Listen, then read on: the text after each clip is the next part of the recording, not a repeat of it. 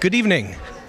Welcome to our 8th SED Talks event. My name is Jeff Thorson. I'm the former Associate Director of TESE, the Trottier Institute for Sustainability in Engineering and Design, and a professor here at McGill University in the Department of Mechanical Engineering. It's my pleasure, along with Professor Subhashis Ghoshal, the Director of TESE, to welcome you to our 8th annual SED Talks event tonight. Before we get started, I'd just like to acknowledge that McGill University is located on a site that has been traditionally held by Indigenous people, and we thank them for stewarding the land and hope that our actions tonight in terms of sustainability are acknowledging that history. For those of you who don't know about SED Talks, and this is maybe your first time here at our SED Talks event, I just want to tell you a little bit about what this program's about. We started it about 9 years ago now with a goal of really celebrating the excellent research into sustainability that's being done across the Faculty of Engineering here at McGill. With a side mission of trying to create a program that would not only celebrate that research, but also empower the students who are doing that research to become agents of change into our society, take forward what they've learned from the university, and make that impact on the world. And I think we've really seen that happen over the last 8 years, and very proud to see that have come after this almost decade of doing this. The way that the program works is that in the fall we have a training program that's open to any students in the Faculty of Engineering to take part in, that prepares them for presentation skills training. So there's a series of workshops and programs to do that. And then that ends in December. We have a SED X180S, or in other words, your thesis in 3 minutes. And that 3-minute thesis competition results in the selection of 3 changemakers. Those changemakers then take part in a training program throughout the winter semester, where they undergo weekly coaching sessions, feedback on their presentations, with a whole bunch of programming to bring them to where they are here tonight. And we hope that you'll agree that their efforts have paid off. One other thing that I talked about was this idea of the changemakers becoming these agents of change. And I think what really has made me so proud this year is to see so many of our past changemakers taking an active role both in the coaching of students, involved in the judging that we had, and active roles, including in helping to host tonight's event. And so to me, that really is really a proud moment to see that happen. And so without further ado, I'll welcome one of our past alumni changemakers, Fatima Afzal, who is going to be our MC for the evening, to introduce our 3 speakers.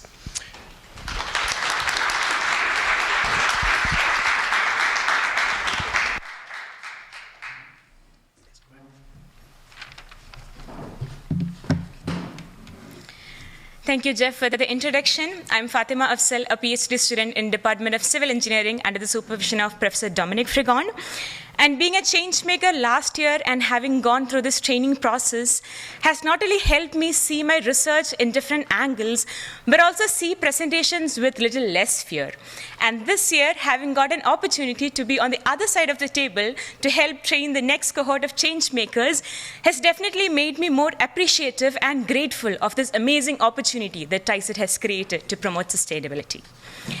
And tonight is going to be a unique experience for all of you in this room.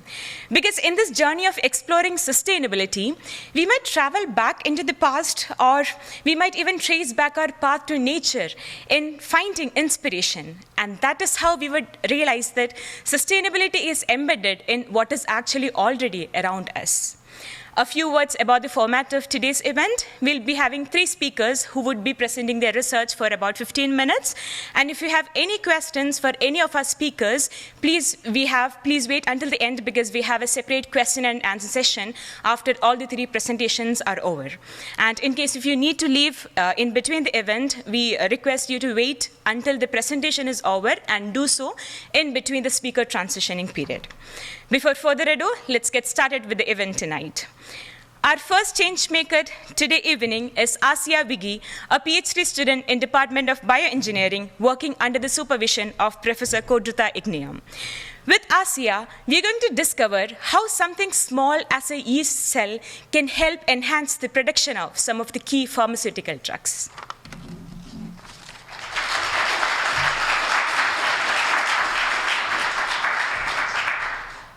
I love plants. From the daisies on the side of a highway to the massive trees on the side of a hiking trail, plants are incredibly diverse and resistant organisms. But by far, my favorite thing to do is to watch the plants grow in the greenhouse my dad built in our backyard years ago. And although it may seem slow and uneventful on the outside, there's a lot going on inside of the plants for them to mature from seed to seedling to maturity. Plants will perform photosynthesis to convert solar energy and carbon dioxide into the sugars and the energy that they need to grow.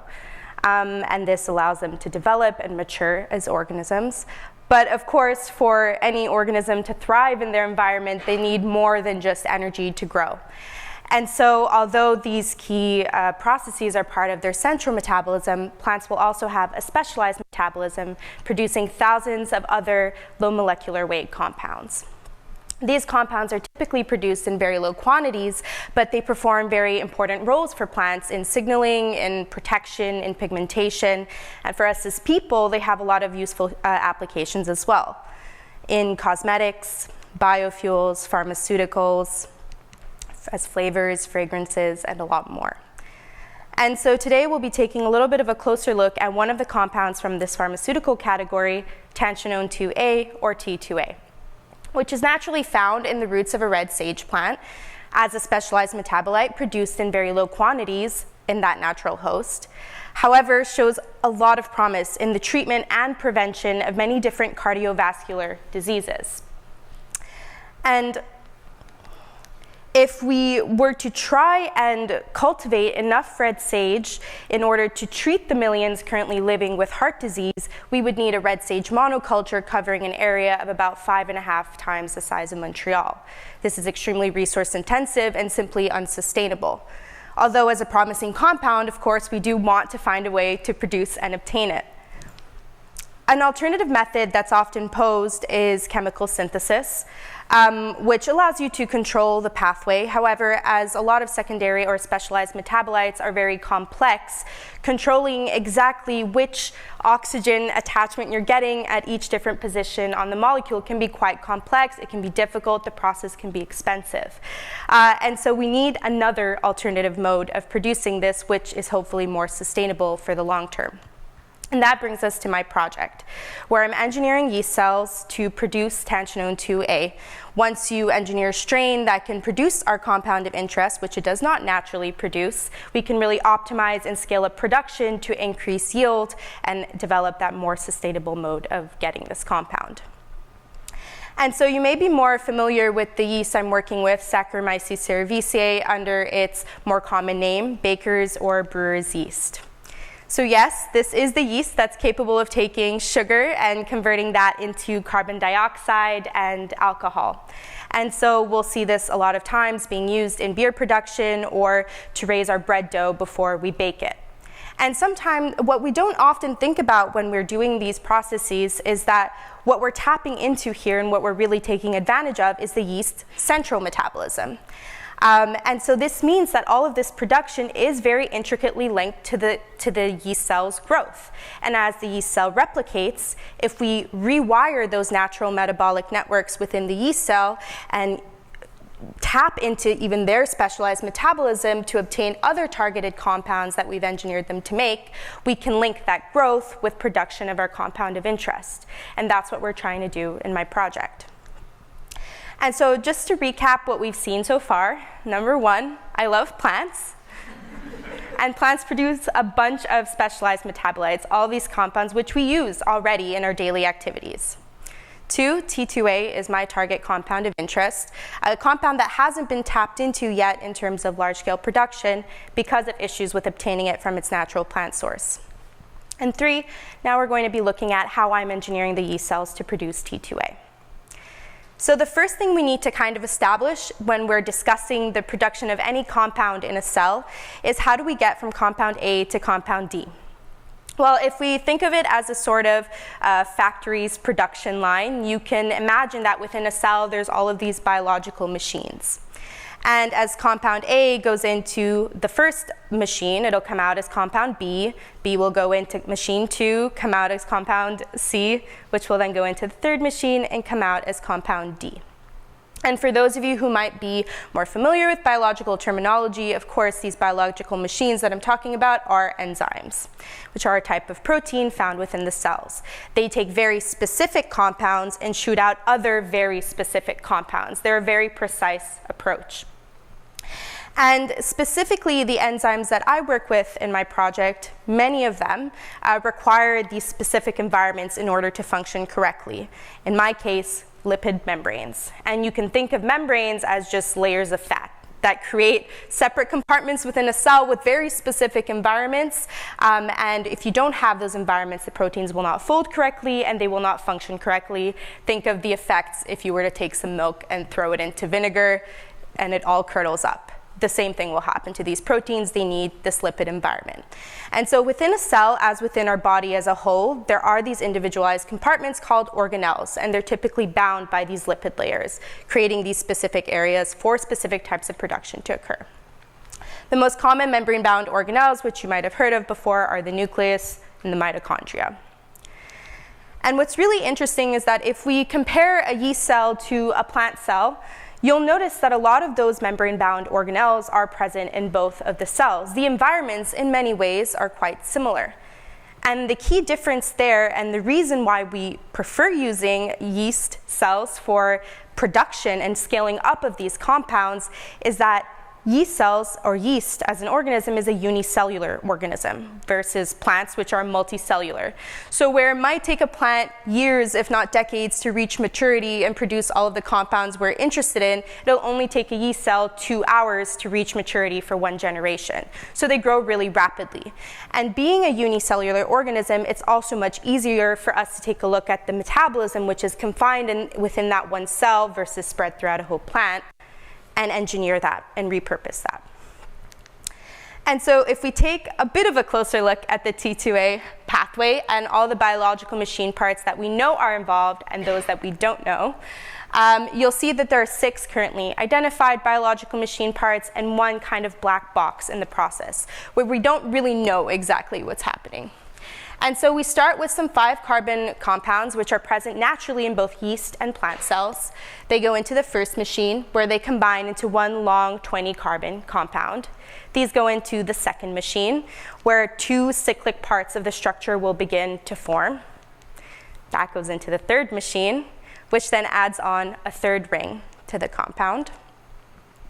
This will then go into the fourth one, where we get the addition of some decorative groups onto the structure. So these oftentimes in nature take the form of oxygens and hydrogens, and these are crucial for the function of that compound, for the biological activity. If these oxygens or these hydrogens are added on to the wrong spot or in the wrong orientation, it can completely change the activity of a compound, which is why it is so useful to have these biological machines that have that precision within them. That will then go through a next step where another compound, another carbon and some oxygens will be added on to the compound.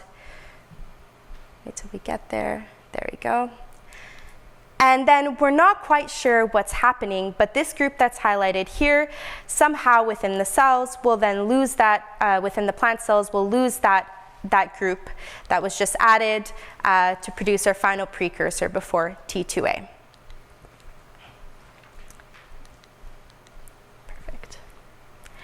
And so we'll get into how we're working around that kind of black box of a step in just a moment. But first, let's take a bit of a closer look at some of the enzymes involved in the pathway, mainly just to emphasize how difficult it is to understand exactly what is occurring in that uncharacterized or that unknown step. So if we take a look at just one of the types of enzymes that I'm working with in these pathways, which is a type of cytochrome P450, you can see in the tree over here, you can imagine this is kind of a tree of species of different organisms, but it is all just cytochrome P450s. They are the largest class of enzymes present in plants.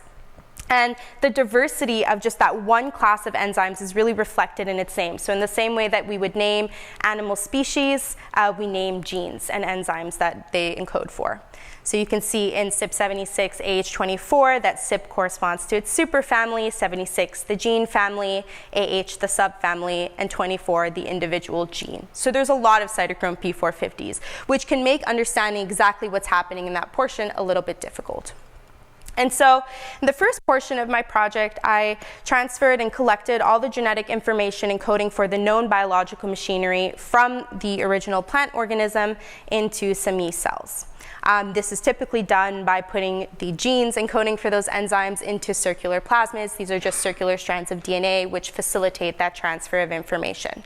And we reconstructed the pathway of the early steps for T2A synthesis in the yeast cells. Once transformed with that genetic information, grew the yeast for a few days under some monitored conditions, and then we were able to measure using gas chromatography and mass spectrometry some of the compounds the yeast cells were producing.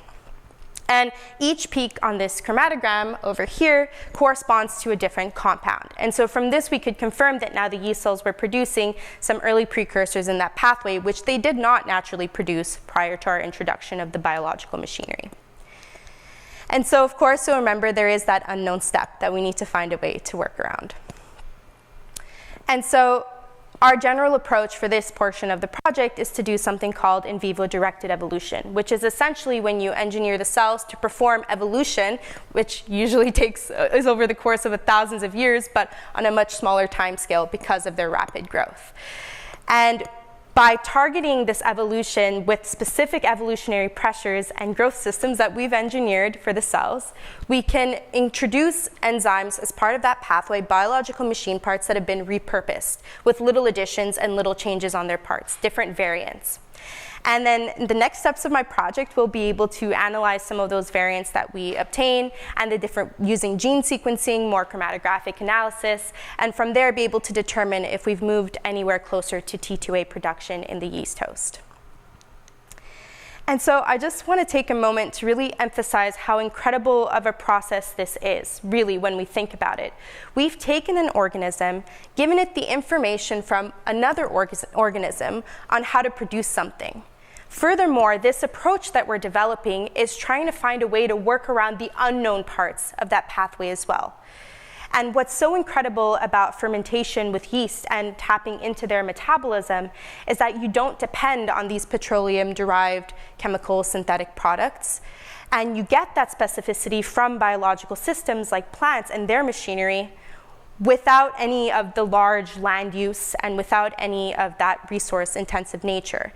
And especially moving forward in the face of climate change, we need to think about the stability of our supplies of medications. When we're trying to produce therapeutics and preventative medications, we need to ensure that our mode of obtaining those compounds is stable. Otherwise, if they depend on environmental conditions and yields change year to year in our plants, prices will fluctuate as well. And it can create a lot of economic distress for those relying on those medications. And so I believe this form of fermentation, precision fermentation, is really key in building this resiliency we need in our communities moving forward in the face of climate change. Thank you.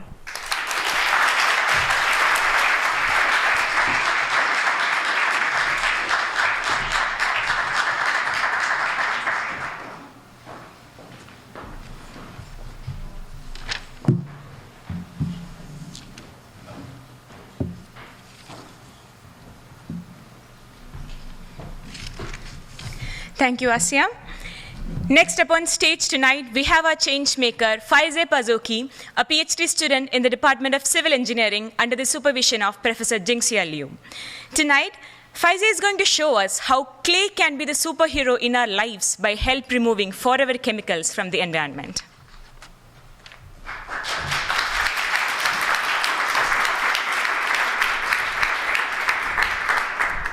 Meet Timmy.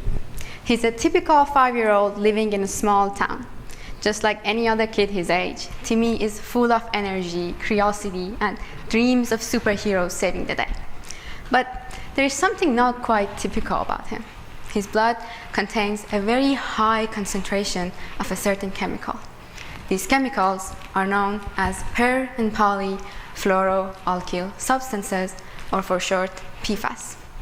While it's never good to hear that you have a strange chemical in your blood, it's specifically concerning with PFAS because they've been linked to a long list of diseases like cancer, diabetes, infertility, and more. So what are these PFAS exactly, and how did they end up in his blood?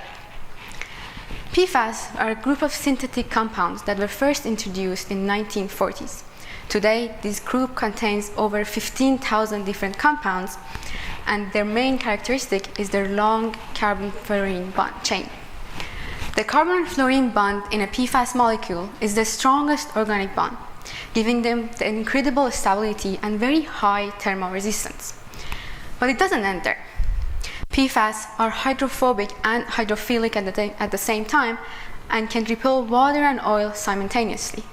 All these incredible features make them unique and irreplaceable in today's world. From your favorite non-stick cookware to the waterproof jacket to even food packaging and makeup, they all contain PFAS.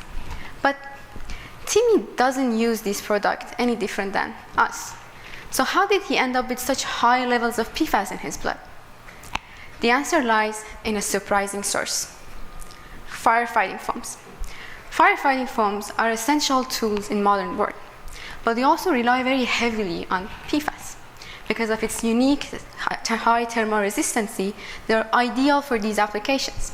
Places like firefighting training sites, airports, and military sites use these foams extensively on a daily basis. Over the years, PFAS can leach from these foams to the soil and accumulate them.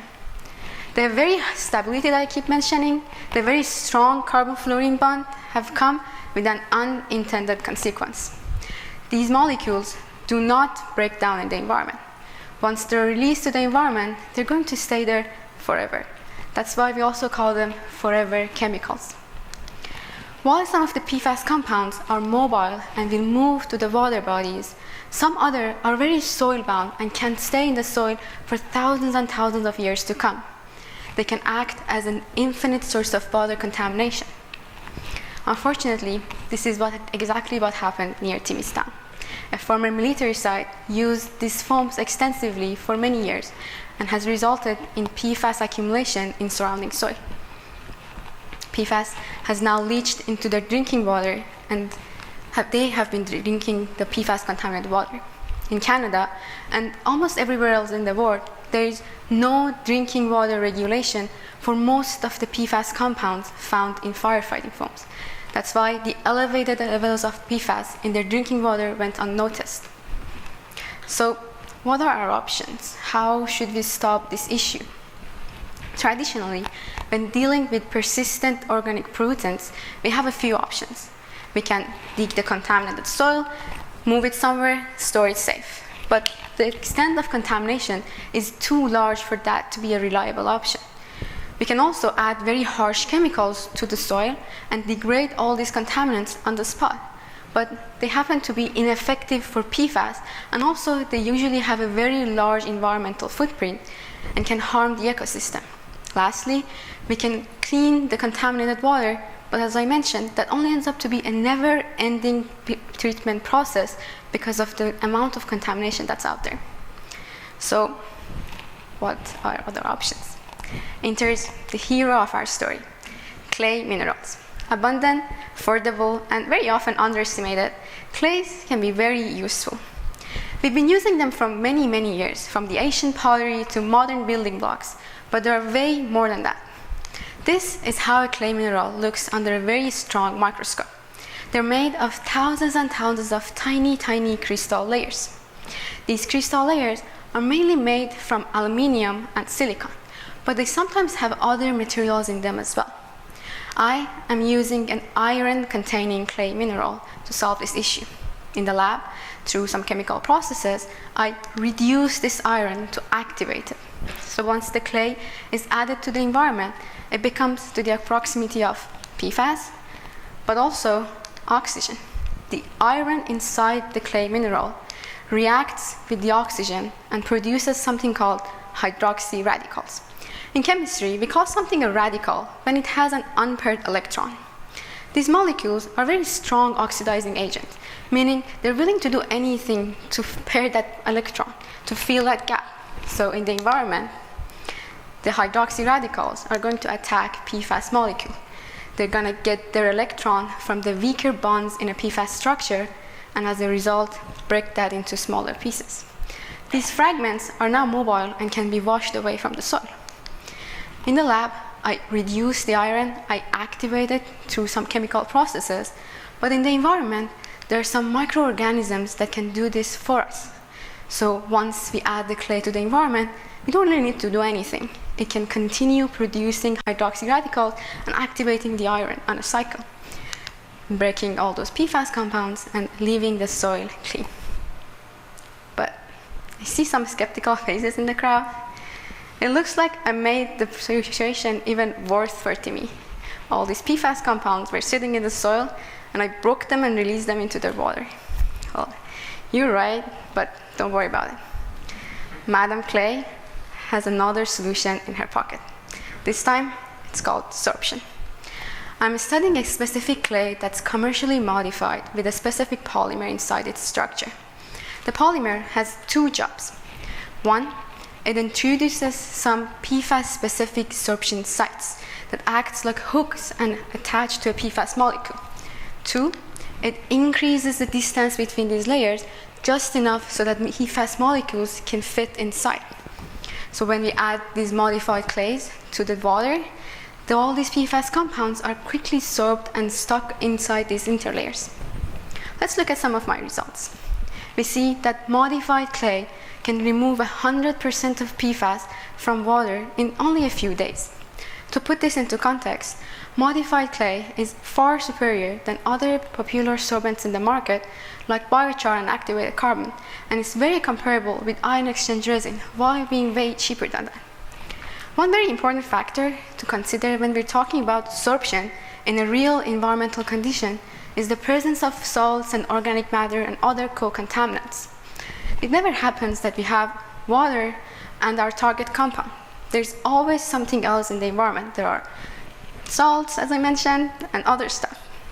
We see that the presence of co-contaminants significantly reduce the sorption efficiency of all these other sorbents, but does not affect the modified clay. This is because all these sorbents are surface sorbents, meaning there's a large surface with all those sorption sites available on them. Any compound that comes can go and grab a seat and stay there.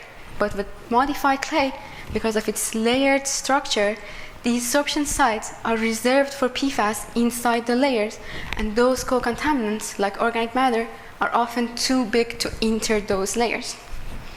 My results show that none of the conditions tested have any significant effect on sorption efficiency of modified clay, even at very high concentrations. Knowing this, we can get columns, fill them with modified clay, and install them downstream of the contaminated site. All those now mobile PFAS compounds are going to be captured with these columns before they can leach to the drinking water of Timmy and his community. Later on, we can get these PFAS-filled columns to the lab. Using our good old friend iron-containing clay mineral, we can now destroy PFAS to its building blocks of carbon dioxide and fluoride. Thanks to Madam Clay, Timmy is now safe, and without having to worry about contamination, he can grow up happily. This was Timmy's story, and yours might be intervened with it more than you know. A recent study showed that every single drinking water sample collected across Quebec has PFAS in it. That includes every single water sample collected in Montreal. Environment Canada reports that there are over 600 firefighting foam contamination sites all over the country, and more than 6,000 PFAS contamination sites from different sources. A study shows that 98.5% of all Canadians tested have PFAS in their blood. While our fight against PFAS is far from over, innovative solutions like clay-based remediation offer a glimmer of hope. Unlike traditional methods that leave behind their own environmental footprint, clay has a cleaner approach. Its natural properties can be harnessed for remediation without future problems. This focus on sustainability is essential as we move forward. Prioritizing solutions that do not create future burdens is vital for building a healthier and more resilient future. Thank you.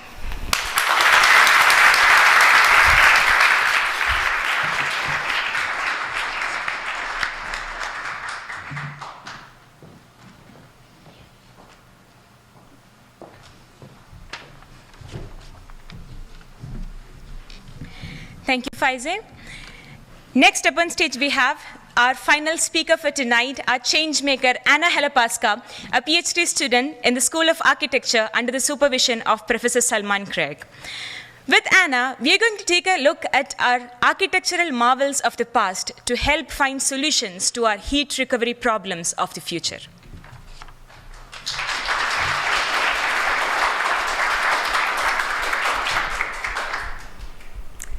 In 1891, these drawings were sent to the Board of Governors of the former Royal Victoria Hospital. If you grew up in Montreal, you're probably already familiar with the Royal Vic. But if you're not, it's this lovely building just up the hill. The drawings, like this one, showed the architect's plans for heating and ventilating the patient wards. Here's what he proposes. Cool air would be brought into the basement and preheated using a series of hot water pipes. The warm air would then be delivered up to the wards through a series of supply flues embedded in the walls. Once it had circulated over the patients, it would be collected up into the attic through another set of flues, and finally exhausted via a central chimney. Now remember, this is the 1890s, so it's before the widespread use of mechanical fans. Instead, everything is powered by the natural buoyancy of warm air rising through the flues and out the chimney. That's pretty neat, right? That's not what they built. The architect, Henry Saxon Snell, was British. He was working remotely from his office in London via letter. So the Board of Governors hired a group of local architects and engineers to help realize his drawings on the ground here in Montreal. But when those local experts saw Snell's plans for heating and ventilating, they objected, relatively strenuously by Victorian standards. The plans were, and I quote, condemned as being quite unsuitable for this climate. Here's what those local experts designed instead.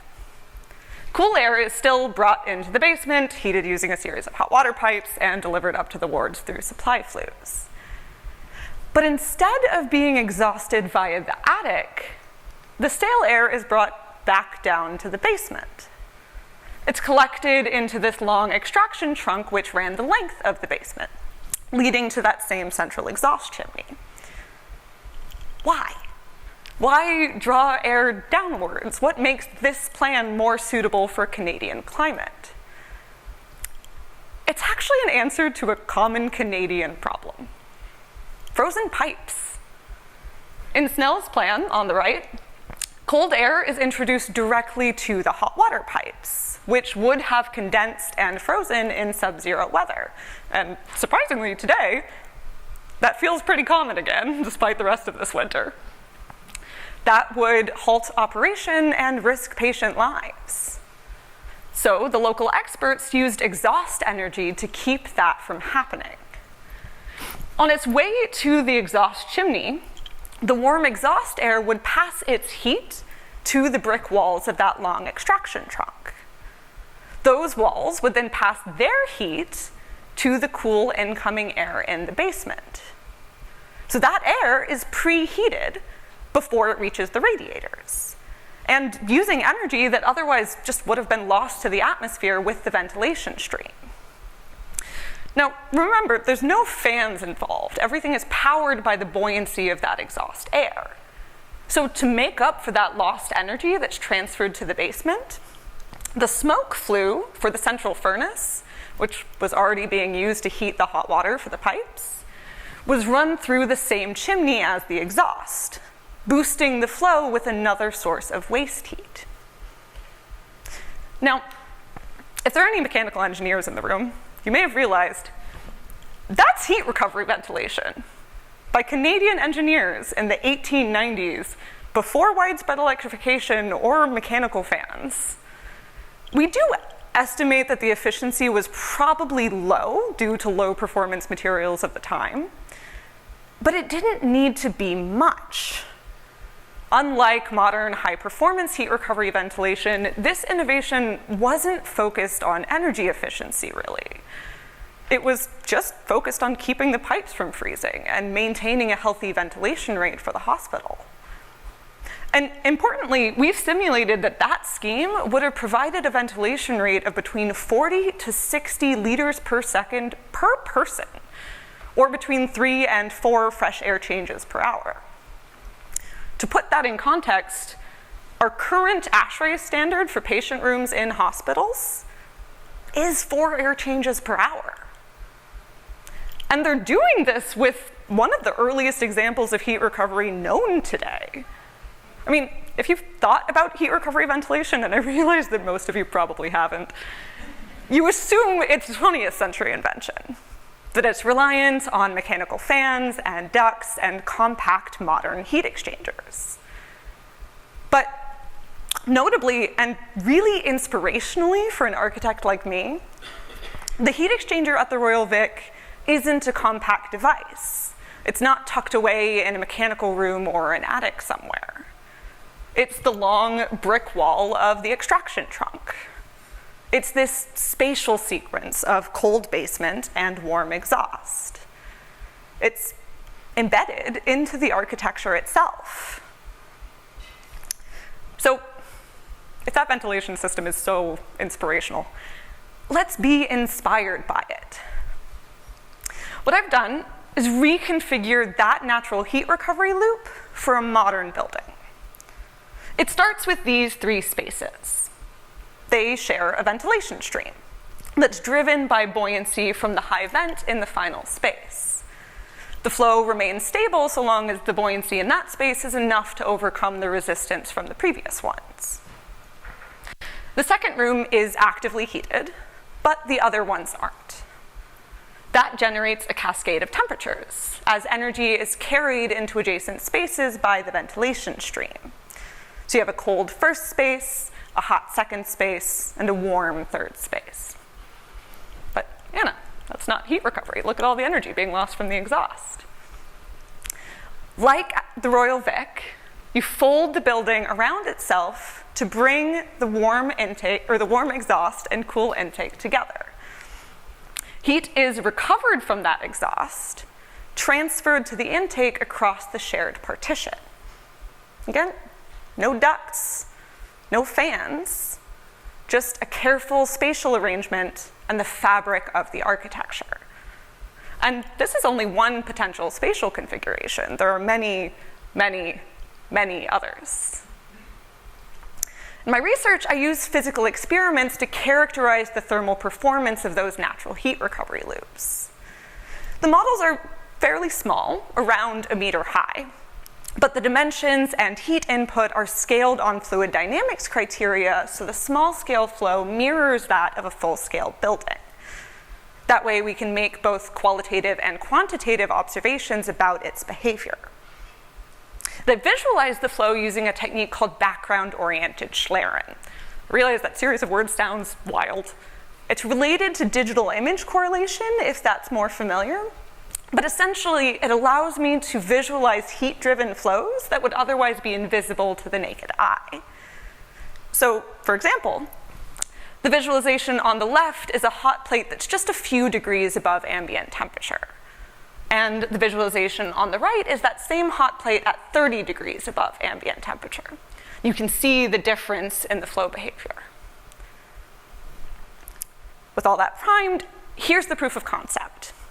It explores another spatial configuration that's closer to the original ventilation loop at the Royal Vic. It has all the same pieces.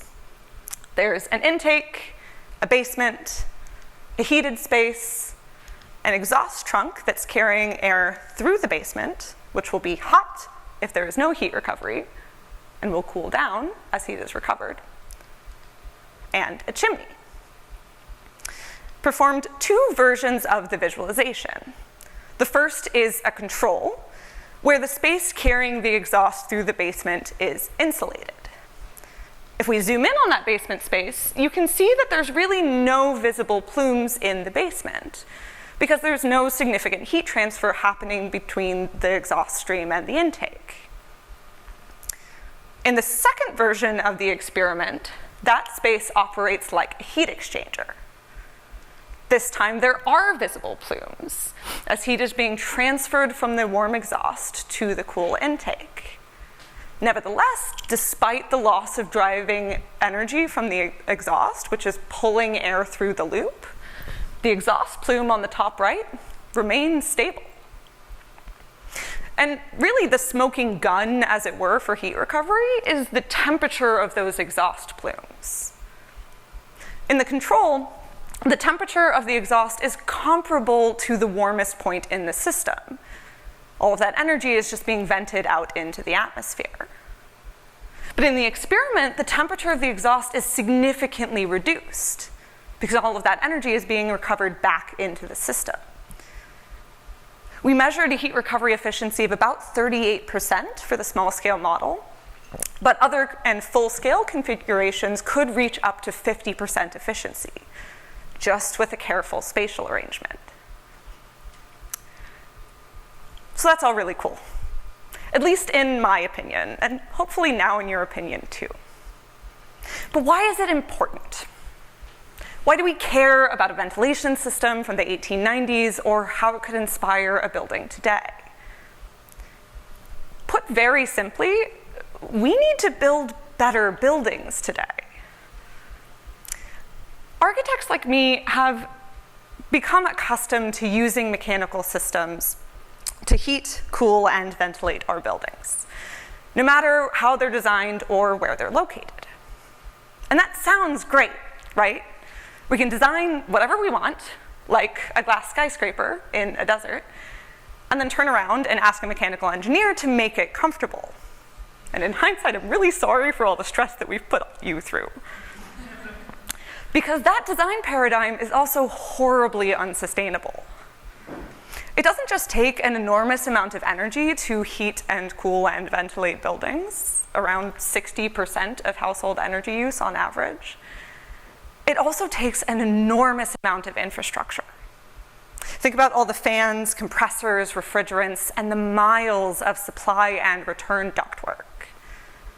When we design a thermally arbitrary building, like what's essentially a greenhouse meant to keep things warm in the hottest climate in the world, we compensate by massively oversizing our infrastructure. And that infrastructure is becoming an increasingly significant source of emissions, up to 20% of a building's total embodied carbon, according to recent studies. Now, I'm not advocating for completely obviating mechanical systems. No solution is one size fits all, but I want to emphasize that that includes mechanical systems. By prioritizing passive strategies for thermal regulation and ventilation, we should be able to minimize the times when we need those active systems, and hopefully prevent them and their emissions from becoming oversized. Natural heat recovery loops are just one example of how those passive strategies can inform better building designs. Exhaust heat recovery and natural ventilation are programmed into the fabric of the architecture. So all you need is a heat source, which could be solar or, in a well-insulated building, just the waste heat from occupants like you and me. And speaking of occupants, some of you may have realized that in order for that heat recovery loop to work, all of the rooms in the building can't be the same temperature. Otherwise, you wouldn't get heat transfer. And that's really contrary to our modern Western idea of thermal comfort, right? We have this idea that every room in every building in every climate should be 21 Celsius. And hopefully when I say it that way, you sort of realize how absurd that sounds. So that thermal variety might seem like a catch, but it's actually another vital part of designing better buildings. Exposure to thermal variety makes occupants more thermally resilient, meaning they're at less risk of thermal stress during peak heating and cooling events, and they're comfortable over wider temperature ranges. Studies show that as little as 2 degrees of indoor thermal variation is enough to notably improve our metabolic rate, putting us at less risk of thermal stress and improving our cardiovascular function. Moreover, studies show that occupants in naturally ventilated buildings, where temperatures are allowed to vary about 4 degrees on either side of a daily mean, are overwhelmingly more satisfied with their thermal environment than occupants in buildings with strict mechanical control. Plus, reduced set points for heating and cooling means reduced energy demand for heating and cooling. So really, it's all a win-win. And finally, we shouldn't just care about one ventilation system from the 1890s. We should care about a lot of them. It should come as no surprise that as we're searching for building strategies which use less energy, we can be inspired by strategies from a time when energy was less readily available. But it is a surprise, or at least it really was for me. I'm not from Montreal. I had no idea the Royal Vic existed before I moved here 3 years ago. I certainly didn't start my PhD interested in how it was ventilated, or really in 19th century ventilation at all. I mean, who would? Really only got involved with it because my supervisor and our collaborator had been researching the project for years and needed an extra hand. But as I delved into the historic drawings and letters, I was enraptured. Here is this fantastic innovation just up the hill, sitting forgotten in a basement. We're so focused recently on making our current building technology better, more efficient, less carbon intensive. But in doing that, we shouldn't forget the centuries of human innovation and experimentation that is embedded in historic buildings and in local and traditional knowledge and practices, which might suggest a different solution. The Royal Vic is only one story. There are so many left to write. Thank you.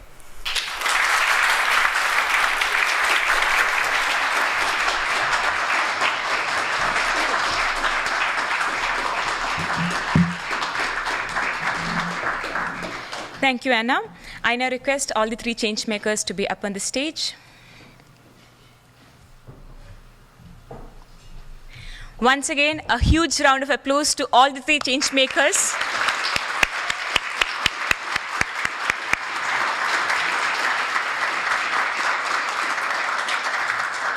We can now take on a few questions. We have a volunteer with a microphone, so if you have any questions, just raise your hand and our volunteer would come near you, and so that we can all hear the question. And please also indicate as to whom the question is directed to.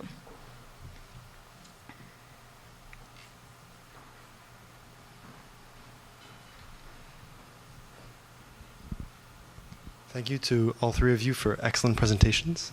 This question is for Anna Halepaska. I'm a young mechanical engineering student. I've been very interested in antique solutions to HVAC problems and energy efficiency. And one thing that I've noticed is that those older solutions, they're very creative. They're out of the box. What do you think is going to be key for young engineering students like me to gain that level of creativity again looking forward? It's a very interesting question. It's hard to say exactly from my background. I trained as an architect before kind of taking on a more building science focus, so I have more of a design background to begin, which makes it perhaps a little bit easier to enter into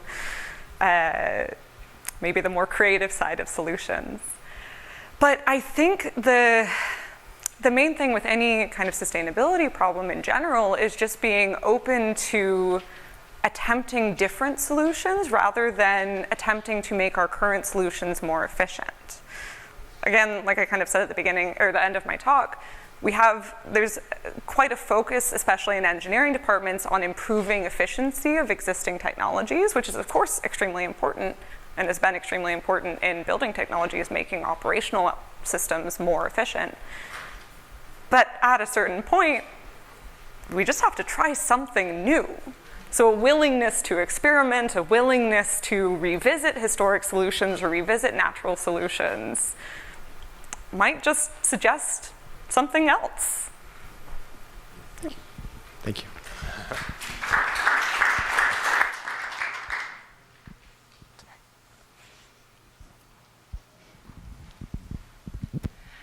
Thank you very much for your amazing talks. They are very impressive and learn a lot, really. So I have a question for Asia. I'm not in your field, but I'm very curious of the T2A pathways. So I'm curious, are all the compounds available for this yeast production methods? Or you have an idea like what kinds of compounds are more better using this way, and how the efficiency or selectivity of such method? Thank you. There's different categories of compounds, right? So T2A are part of a huge, like we're talking like thousands of compounds category called terpenoids, which are of all different sizes. So this was a 20 carbon compound. You can get some that are much bigger and some that are much smaller. These all actually derive from the same 2 5 carbon precursors which naturally exist in yeast. So just of that category with thousands of compounds already, it is pretty feasible that if you have all that genetic information to introduce the machinery, that you can then reroute that pathway. It's quite an important pathway in yeast as an organism, and in most organisms actually in and of itself, that produces those 5 carbon compounds. So it's quite conserved, we can say, throughout nature. So that alone makes it quite feasible. Like a lot of our medicines and things like that come from this category. And there are other main categories of compounds in plants that also can be derived from similar pathways in yeast. So I don't know if that fully answers your questions, but it is very feasible. I mean, it's always the main kind of limitations would be sometimes when you introduce these compounds into yeast, they can be toxic to the yeast cells, maybe not to the plants, but to the yeast cells. So you need to work a little bit with the bottlenecks that exist in that pathway. And so sometimes we work with the metabolism itself to, engineer increased production of certain precursors and decrease some of others. But there's a lot of different approaches you can take for that specifically. And like we're talking thousands of compounds from that same category. So actually all the compounds I showed at the start of my presentation, those were just a select few in each category. Yeast is being used to produce these already, every single compound on that screen in different levels, some more successful than others. But yeah, so like vanilla, salicylic acid, the scent from oranges, anti-malarial medications, like these are we're already capable of producing them in yeast. So very cool, yeah. Thank you.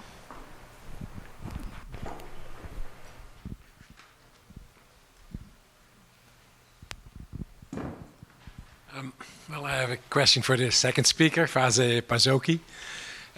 It's a very nice presentation. Well, all of you. There are many choices you can make about the clay you're using.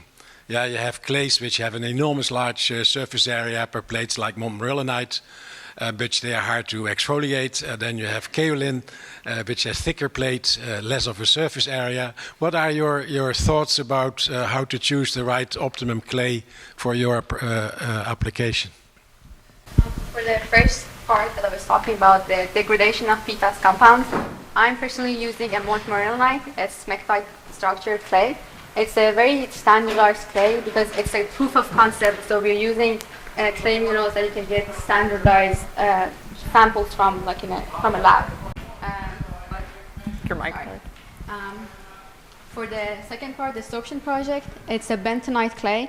We would opt for a clay with bigger particles because it's sorption, and we have to think about all those clogging and issues that also can bring. But bentonite is just contaminated montmorillonite.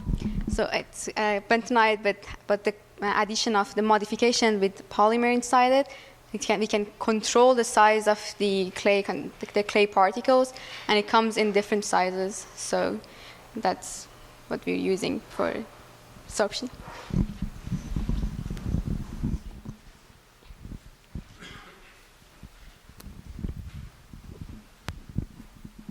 My question is also for Faezeh. How often do you need to replace the clay column?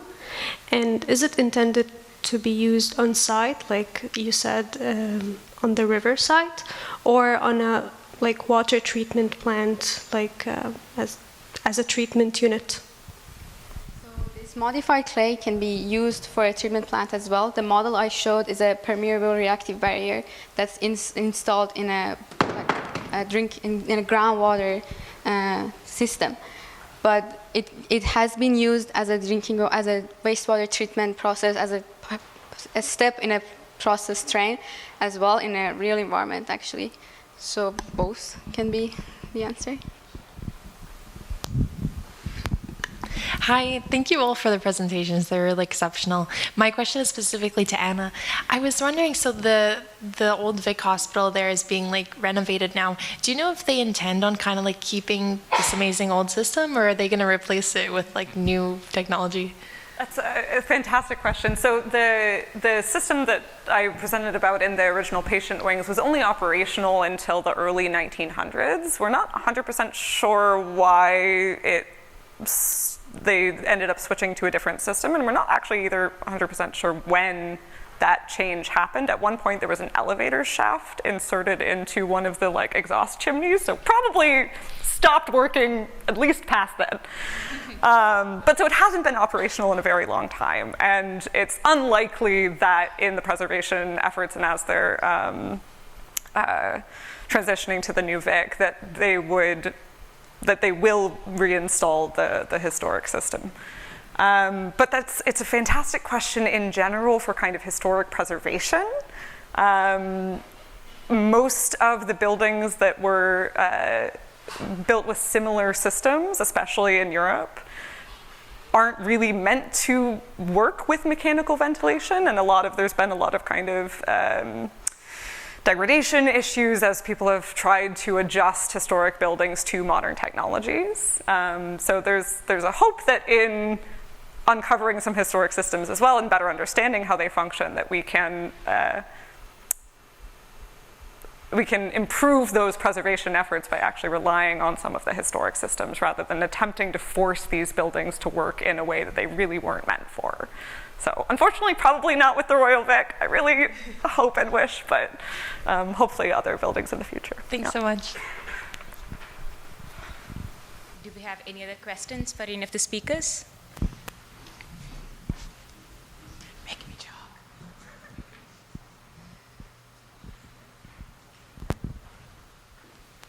Thank you, everyone. Ali, Safety and Chemical Engineering. I have two quick questions, one for myself, one for my son, actually. I start with my sons. That's for Anna. What scales is your design, your concept applicable for? Is it for small houses or also skyscrapers? It's also a fantastic question. The answer is I'm not 100% sure at the moment. There's still a significant portion of the fluid mechanics that need to be worked out as far as kind of stability questions as you scale up.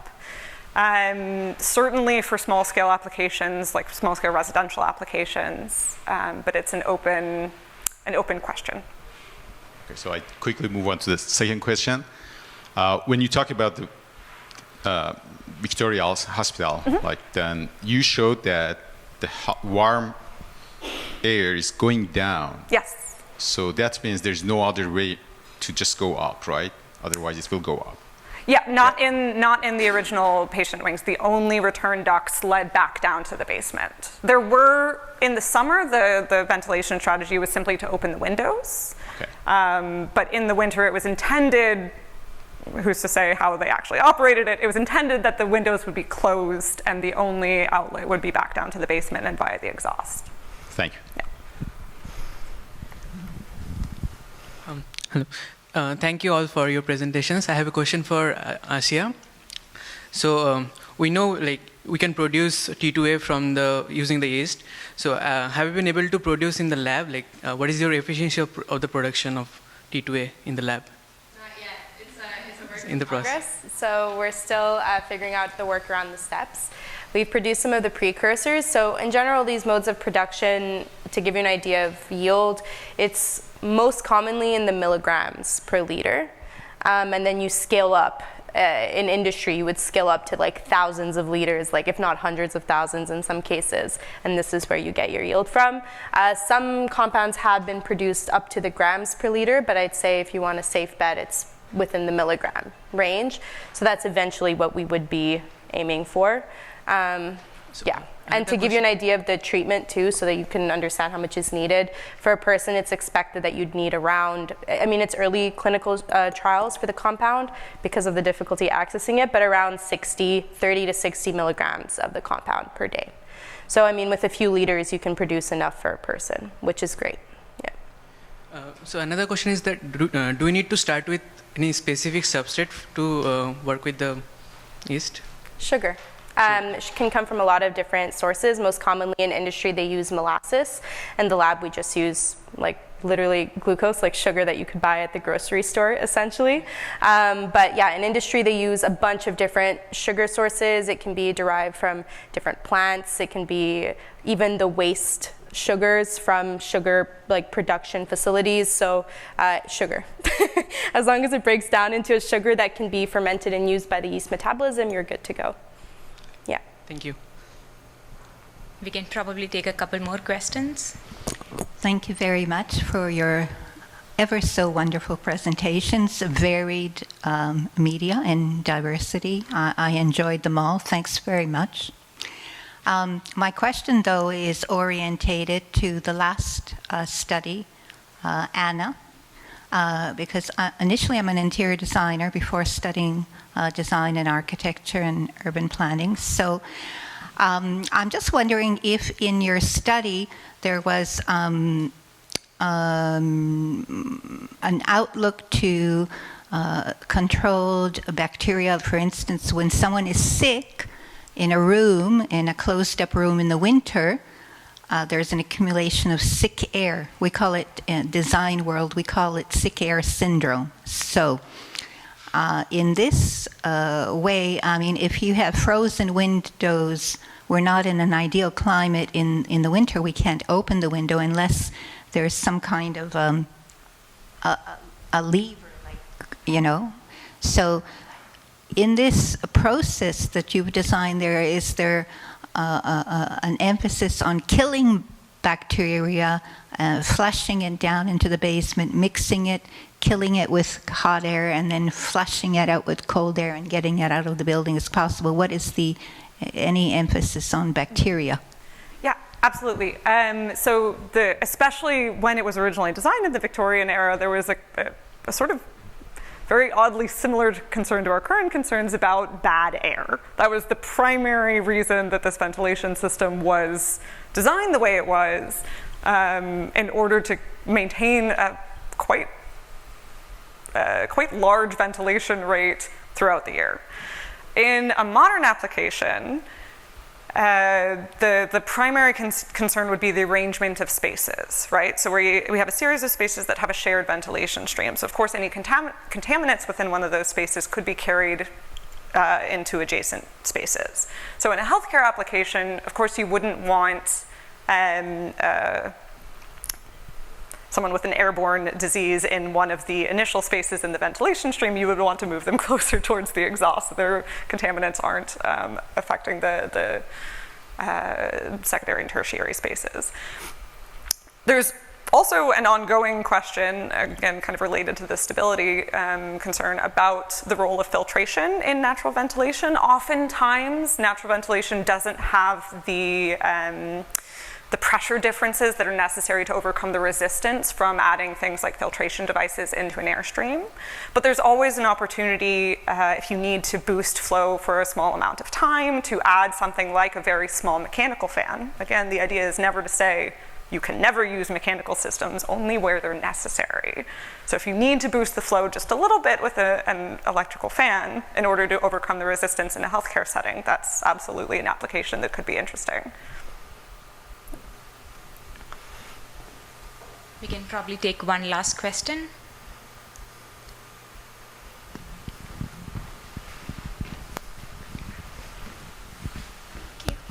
My question is for Azia. Regarding the enzymes you talked about that help transform the T2A, do you find that they perform well in all similar conditions, or do you find that there is one enzyme that tends to be more at risk for denaturing? That's a good question. So typically, the solubility is something you look at for the enzymes. Some of them perform well just in the cytosol, so in the kind of liquid portion of a cell without attachment to the membrane. So sometimes you need to make sure a lot of times that your pH is controlled in these environments. For the ones I work with specifically, as long as you introduce them to a cell, they'll localize where they need to be in the membrane and they'll work all right, as long as, again, in general, your yeast cells need specific pH and temperatures to grow. If you increase the temperatures too much, if you mess with the pH too much, then it will, of course, cause issues beyond just the enzymes we're introducing. But they're enzymes that are very similar to what's naturally found in the cell. These cytochrome P450s in particular are found in a lot of different organisms. People have them as well. And so as long as you introduce them to a host like yeast, like plant, any eukaryotic cells, so cells with membranes, they're typically okay. It requires kind of minimal intervention. However, you can go to a further extreme if you notice there are issues. You can actually modify the sequences and coding for those enzymes, and you can modify them to target them to specific regions of the cell. It's like a little driver kind of carrying the enzyme where you need it to be. So there are people that work on this as well, different signaling and different types of enzymes and localizing them and things like that. But in my project, it's not really necessary. Thank you, audience, for the questions, and thanks once again to all our changemakers. I would like to now invite back on stage Jeff for the concluding remarks. Thank you. That's good. Great. Thanks. Thank you to our three changemakers this evening for their wonderful presentations, and let's thank them one more time. I think it was really great.